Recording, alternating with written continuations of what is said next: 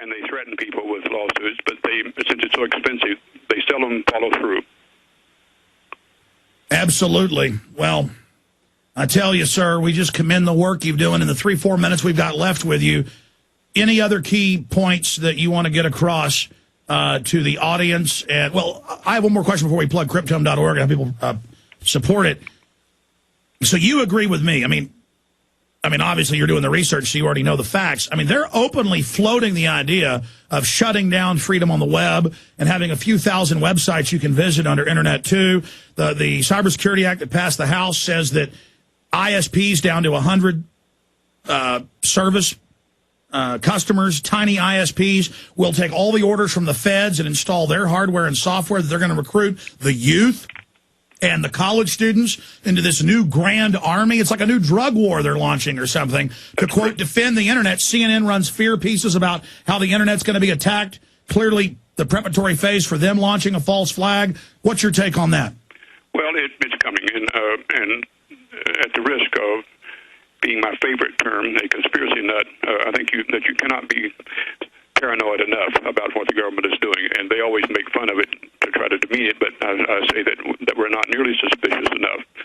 I don't think that the underwear bomber was as innocent as it sounds, and I think that more of that will come out. I think there are false flag operations going on, and if you watch how these agencies and governments work around the world over the last 1,000 years, these are not unusual agent provocateur operations. They actually provoke incidents in order to justify increase of their own authority.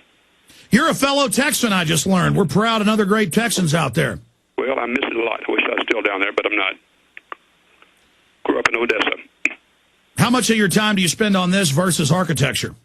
It's about 50-50, depending on what's going on. A little slow in the field right now, and so it varies. But I've been doing this kind of work ever since I got out of college. What got you into this? Well, I started doing this, what we call public service work, right after college as a way to supplement professional work, which we saw was going to be very narrow and very tailored toward our customers. And so a group of us decided to continue doing public service work on our own, unpaid, and so we're still doing it. And that's now some 40 years later. So we've been doing it a long time, long before Cryptome came along. How do we support Cryptome.org? Well, one is read it, use it as a resource. That's what it's there for. And we happen to offer some DVDs of the collection, but it's strictly, if you want it for your own, it's a wide open site. Everything that's on the DVD is on the site, and so it's no access charges. And so we get some money through the DVDs, but basically it's paid for by our architectural firm. But it's good to have a hard copy, so everybody should buy these DVDs. I know a lot of people are mirroring and copying and posting doppelgangers of your site everywhere. And I think this has been a crushing defeat for Microsoft, though. I think it's safe to say, do you agree this is blown up in their face? Yeah. I don't think they expected this. In fact, they said that. They did not expect it to happen.